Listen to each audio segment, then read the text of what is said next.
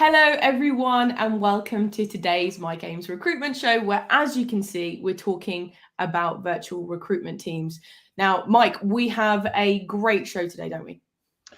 We certainly do, and I've been looking forward to this for some time. We've been talked about virtual teams before. It's the new thing, and I think it's here to stay. And one particular advocate of this is our guest today, Ward Hampton, who also happens to be a client of mine. So welcome to the show, Ward. Lovely to have you here. Thanks, Mike.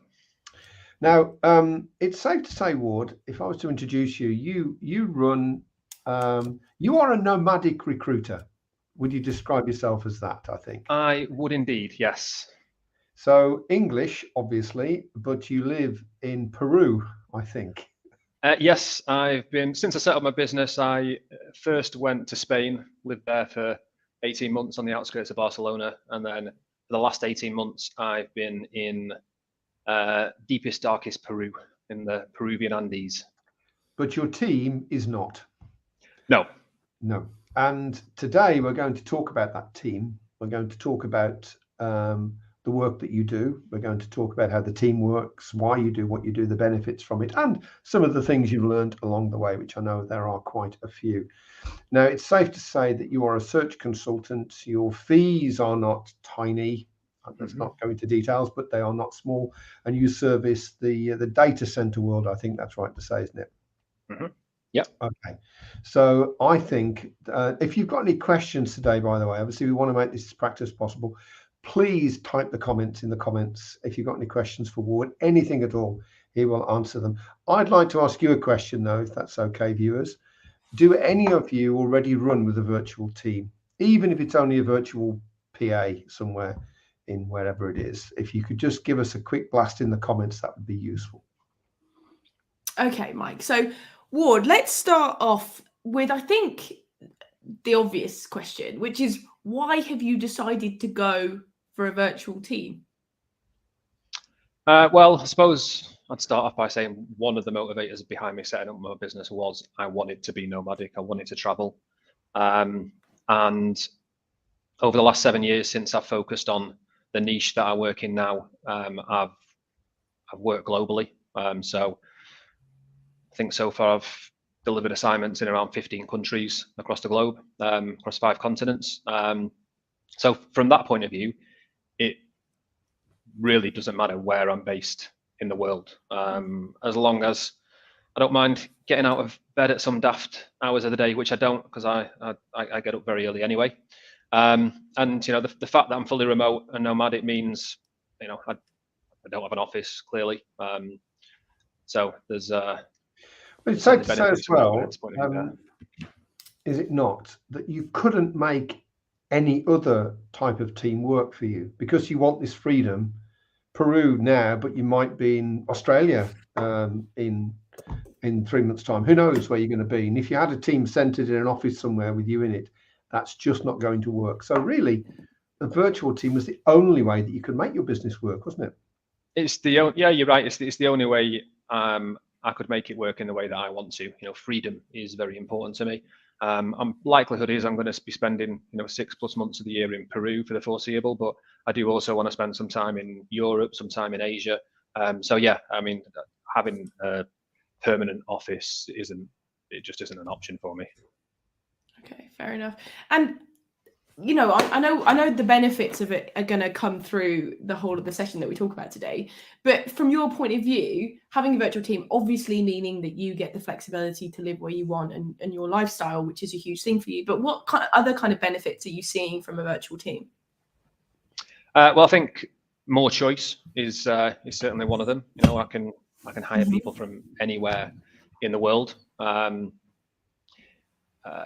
It also means I can hire some great people at a lower cost in certain countries. Yeah. Again, just the fact I don't have an office, I save on overheads there as well. And you know, as I continue to grow the team, it's also going to help cover different time zones so that I can hopefully get a bit more sleep. Very important. Sleep is important. Yeah, I think those are fairly big benefits from my point of view. So we do have a lot to cover today, so I'm going to move on. So the next question I want to talk about is, who makes up your virtual team, because we've talked before about virtual teams and sort of the scope that you can use on that, and I'm interested to see what your virtual team consists of. Yeah. So I've currently got 6 full-time and part-time outsourced and freelance people.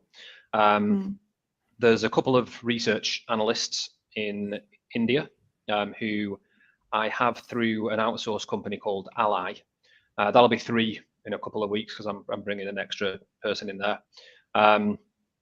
So Saud and Hamid, they both spend 40 hours a week for me carrying out research, primarily LinkedIn based, but also other web-based research where they're continually mapping the entire market and separating people into lists based on their functional expertise. Ward, do they speak to people, or do they just do the research? They can do everything apart from speaking to people. So at the moment, I've had them solely focusing on research, but I'm planning later this year to also start to get them to run some of the outbound campaigns that we run for candidate attraction. Email and social media, or just email? Email, social media, WhatsApp, different methods that don't involve conversations, and then the headhunting aspect I'll continue to do. Okay, and just to clarify on this, these people that you have across the virtual team we're going to talk about, do they work just for you, like solely for you, or are they also working for other people at the same time? The researchers in India, they work 100% solely for me, 40 hours a week, and that's something that I think is very important. I've used outsourced firms in the past where it's a shared resource; they're not dedicated to you 24/7, and I've not had a good experience from that point of view. So yeah, the guys through Ally work for me full time, and I consider them to be part of the team. I treat them in the same way that I would a full-time permanent hire. I think that's really important. I know you've got other people in your team that you're going to share with us in a minute, but whoever you have in the team, they have to be part of the team, don't they? Just because they don't sit with you or sit on the same continent as you doesn't make any difference. The way in which you communicate with them, share with them, manage them, it's like they were just sitting next to you, isn't it? Yeah, absolutely. As I say, I treat them as I would a full-time permanent hire. I've invested a lot of time, certainly into Saud, the guy who joined me originally, in terms of training Saud up on the data center industry, and I think that's also important. If you're going to bring in a virtual team, you do still need to invest time into training and development. Now they're full-time, but you've also got some part-time people, haven't you? Yep. So I've got a couple of EAs at the moment. Eliana in London and Laura in Portugal. Eliana's from more of a customer-facing background, so she manages my diary in its entirety, schedules all my calls, sets up all of interviews, does some credit control for me as well. And then Laura helps with a lot of the back-end administration around the search and selection process. And just to complete the team off, obviously, I don't want to big myself up too much, but I feel that I'm part of the team as well. Really, that's how you make me feel, anyway. Okay, good. Yep. Yeah. I don't think Ward's actually owning up to that, but I'm telling you, that's how we make it. Yeah, and I also have an interim operations director who I think you're both quite familiar with. He's called Pete Ames. Yeah. I never heard of him. Never heard of him. Yeah. But so what Pete does is Pete's more of a coordinator of the whole thing, isn't he? Really. I mean, in terms of the management, that's a slightly different kettle of fish, and I think we'll talk about that in a second, maybe. But he's a coordinator to make sure all the bits work. Yeah, Pete is helping me to put all of the systems, processes, procedures in place, documenting all of that, so that everyone knows what they're doing, can work as independently as possible, and holding my hands up, that is not my area of expertise, which is why I'm very happy to have Pete, who comes from a business analyst He loves all background, that and is stuff, doesn't he? Bless him. he does, yeah. And lives it. I am very confident in the future we're going to have a very efficient, well-oiled machine. That's a kind of a key thing with this, because obviously virtual teams have been around for some time, and I'm sure people do use them already. But the challenge is to make all the bits function properly. So you can have a really, really good researcher and a really good VA, and that's fine. But if they don't work well together, the thing won't function, will it? No. I know Pete's kind of working on that with you. But you also have other people. You've like a copywriter and all sorts of people, don't you? Yes, I have a copywriter called Craig. Craig is fantastic. He creates very unique, humorous, and compelling job copy, which I use in direct advertising, and also in those outbound messaging campaigns. And the results that brings in comparison, to the usual dry, boring copy and paste generic emails that a lot of recruiters are sending out, is phenomenal. So yeah, he's a really valuable member of the team. I pay him a monthly retainer so that he's always working for me. I recommend him to people as well. With your permission, I asked you first, didn't I? But yes, I really like his stuff as well. But again, this comes back to this idea of actually constructing a team on purpose.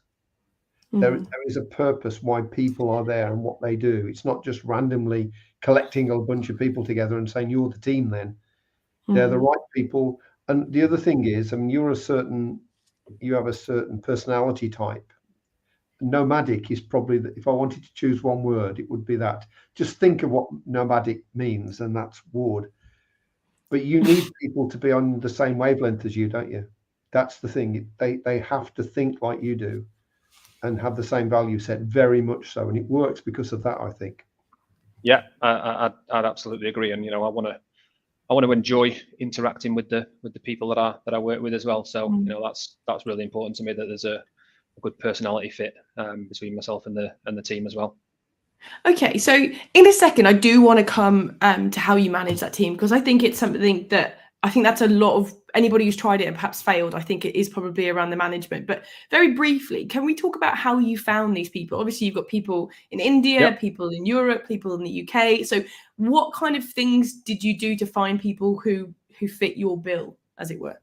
Yeah, so different places really. So as I mentioned, the analysts come from an outsourced company called Ally. They're British owned, but all of their operations are in India. As I say, I think they're fantastic. Laura, one of the EAs, I found directly through Upwork. Eliana came in through a VA business that Mike put me in contact with. Craig, my copywriter, he was a referral from Mitch Sullivan, who a lot of people on LinkedIn will be very familiar with. Yeah.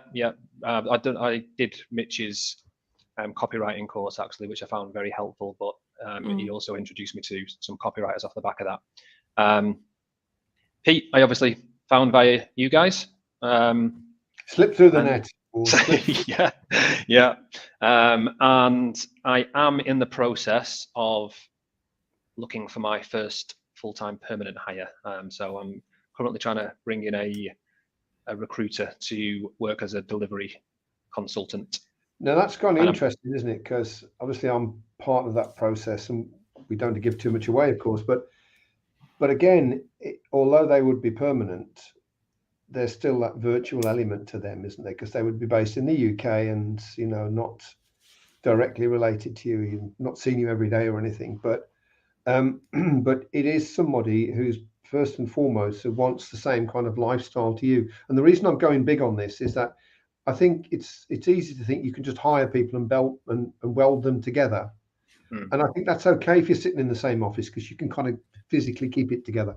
But if you're hiring people who are virtual, you have to have people who are on the same wavelength as you, don't you? Who pretty much want the same thing as you, because you don't want a massive career or anything. You don't want to build a big empire, do you? You want a lifestyle. You want to have a great lifestyle and not be bothered about certain things that other people can do.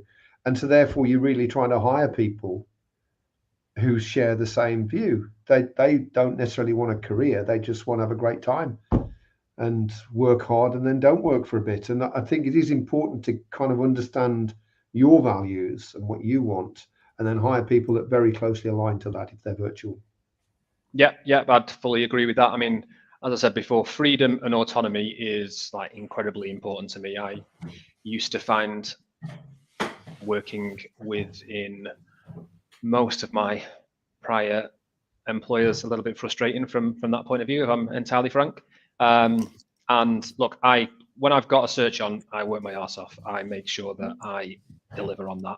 But yeah, I've taken sabbaticals since I've set up my business, and I want to give the team as much freedom and autonomy as possible as well. I want to hire someone who really wants to work hard and do a good job, but at the same time, I'm going to be offering things like unlimited holidays once someone's up and running and up to speed, work whenever and wherever they want, as long as they're doing the job in a way that needs to be done. So but that's what I mean, you see, because that's how you work, isn't it? And therefore you want people to work like you work, as opposed to, well, I'm working like this, but you've got to be 9 till 5 and you've got to be doing this, that, and the other. That doesn't work as well in the virtual world, I don't think, does it? No, and one of the things I love about what I can do is I can get all of the personal stuff that I want to do into my diary at the beginning of the week, and then I can work around all that stuff. I like that. Okay, so in a second we are going to delve a little bit deeper on management, but we've had some comments that I sort of wanted to bring up. So Amar said it's fantastic that you invest in your team members as they do in you. It's one of the key factors to making outsourcing work, which I think works well. Bring that back up for a second, Kirst, because I think there's the big word in there is invest. And you used it a couple of times, Ward. This idea of investing, and you're not talking necessarily money, although maybe some training would be necessary and so on. But it's that investing that time to get it right and make it work. And if you don't invest the time, the chances are that it won't work. Again, if you're all sitting in the same room, you can kind of make it work. You can force it to work. But if you're separated by time zones and continents, then not really. You really need to invest to get those processes, get those structures and those dashboards in place to make sure you know what the heck is going on.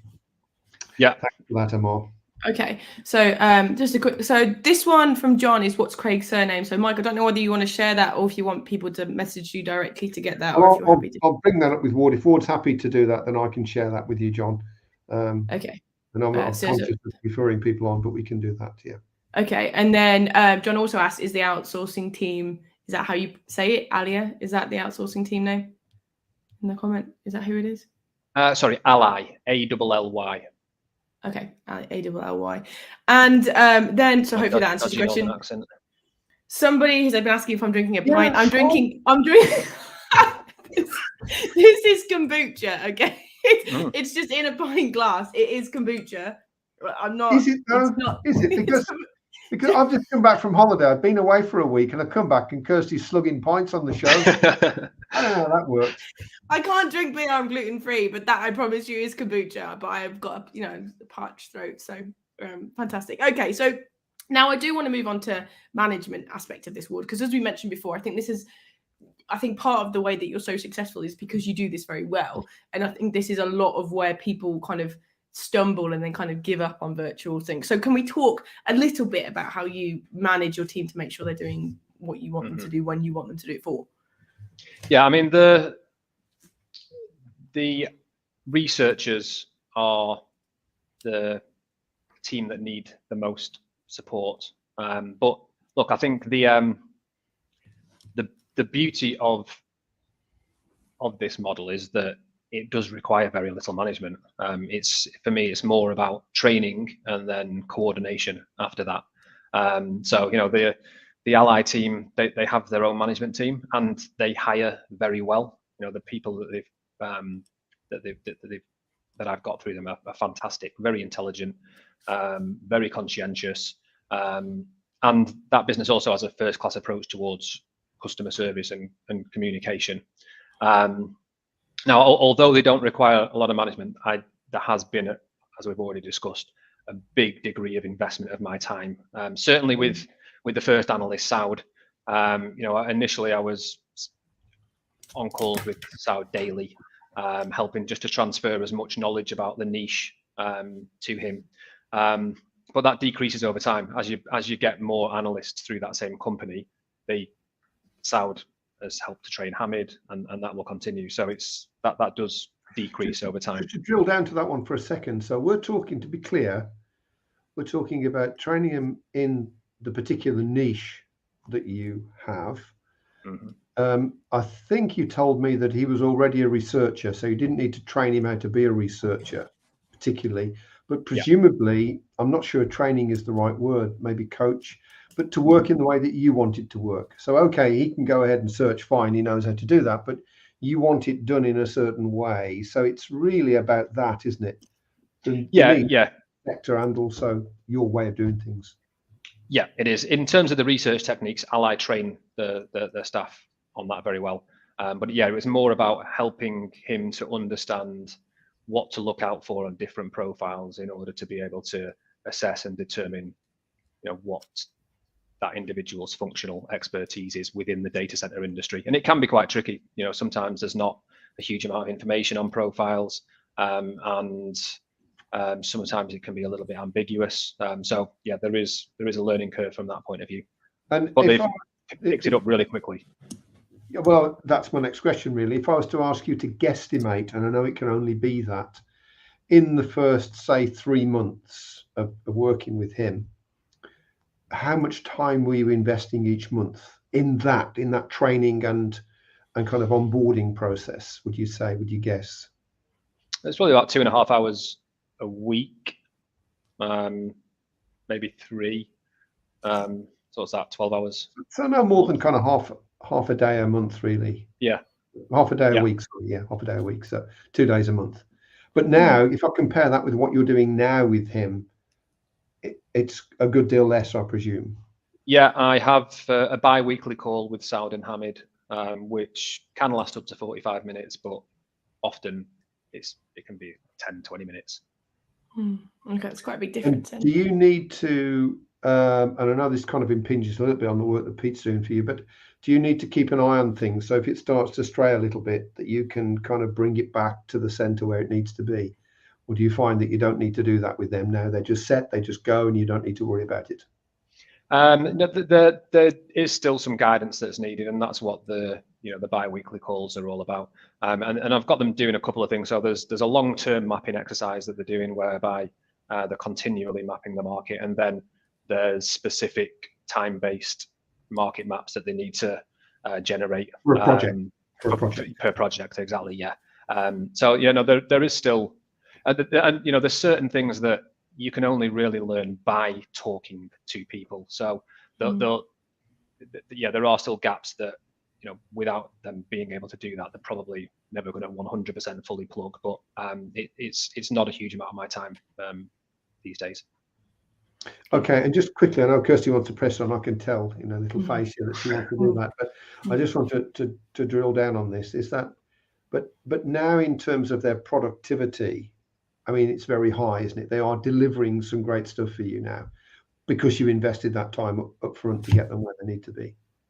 Absolutely, yeah. I'm really pleased with what they're doing. Like I said, they're both very intelligent, so they pick things up quickly. They learn fast. And they're both very diligent and conscientious. Like Saud will sometimes email me at some strange hours of the day in India, and I have to tell him to log off and go to bed. So, yeah. Fair enough. Okay, so I think through that, I definitely think some lessons that you came across, like the really putting the effort in at the beginning and training them in the way that you want definitely brings results later. Are there any other lessons that you've learned from having a virtual team for so long that you'd like to share with everybody? Well, I think that point that we raised earlier in terms of having individuals who are 100% dedicated to you full time is, for me, that's a non-negotiable. That needs to be done. And that's researchers, not so much VAs though. I'm talking about researchers here. Yeah. I want to integrate them into the team, treat them as full-time employees, and in order to go through that learning curve, they do need to work for me full-time, in my opinion. And also something that's very important is because you're not managing by proximity, and because you don't really have the opportunity for someone to stick their hand up and ask questions at regular intervals throughout the day, it's really important that the handover needs to be as comprehensive as possible, broken down with exactly what needs doing. And again, holding my hands up, that hasn't been my forte either, but that's another thing that Pete is really helping with. So like one of the things Pete's done is put together a really comprehensive handover form for me to complete, which is, again, that's helped to speed things up. Yeah. Okay. So when you say that, you mean like the certain processes that you want doing, being really explicit with the detail about what you actually want doing, almost to a click here, click there kind of a level if they're doing things. Yeah, and what I've realized with the help of Pete is that when I'm carrying out research or building a market map for a specific project, there's a lot of variables that are going through my head that I'm not even really conscious of anymore. Yeah, and I wasn't able to, get that across to the guys. But Pete helped me to extract that and put all that into a form so that I've got the prompts so that I know what needs to go on there. Okay, fantastic. Thank you very much. Mike, is there anything you'd like to add before we start rounding up? I don't think so. I mean, obviously I see this on the inside, and I just noticed I love the way in which it all works together. The coordination is absolutely crucial. Making these parts can be great individually, but if they don't work well together, then the thing won't work. And the other thing that Ward's mentioned a couple of times is that, and so have I, is that they have to share the same value set as you, else it really won't work. It's going to be very hard to make it work otherwise.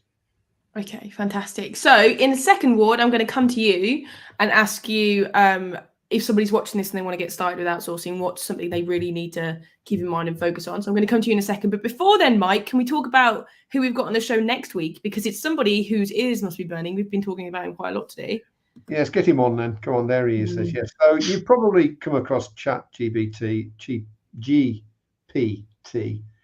breaking these teeth into the dog, which is the AI, this fantastic AI tool. And he's been using it for a wee while now and been giving me stuff and saying, look, it's just done this now. And it's like, I'm taking no notice of it.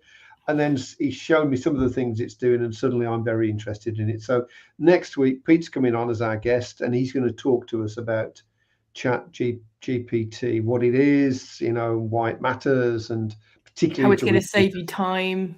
Oh, a whole bunch of stuff, really. And these are the really early days, so you've got to get in early on this. So that's going to be quite good. Looking forward to that one, actually. Fantastic. It's going to be a family affair next time. So, Ward, I think we've covered a lot today, and as Mike briefly summarized for us, there's definitely some key points to reinforce. But for you, if somebody's looking at getting offshore people, whether a resource or anything, what would you say to that person that is the one thing that they need to really keep in mind? Well, I've said it a couple of times now, but I would say if you're going to, certainly if we're talking about researchers, then make sure that if you're getting them through an outsourced company, that they are 100% dedicated to you and your business, and treat them, train them, coach them as though they're a direct hire. Okay, perfect. Thank you very much. Mike, did you want to add anything to that? I know you'd like to add your two penneth. Yeah, no, it's an interesting, only because I think the future of recruitment, recruitment is changing anyway, but I think you can't ignore a virtual approach. You don't have to have a completely virtual team like Ward has. That's not necessary.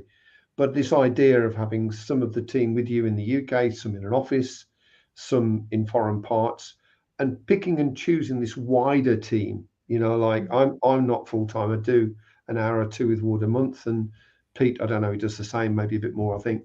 And then you've got your copywriter you bring in as and when, but we all feel part of your team.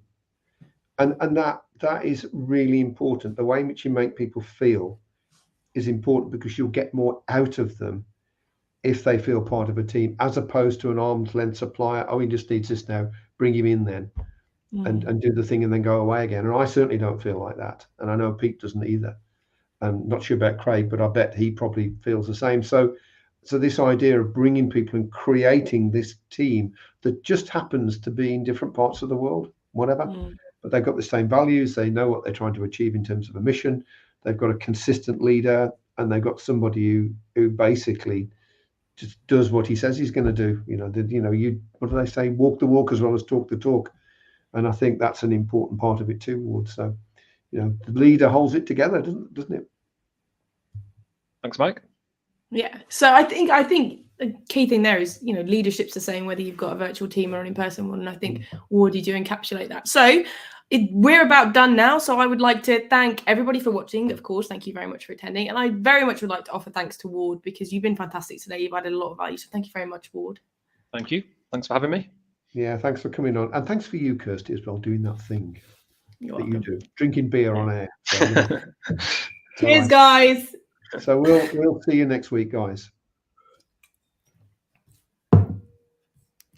1 second.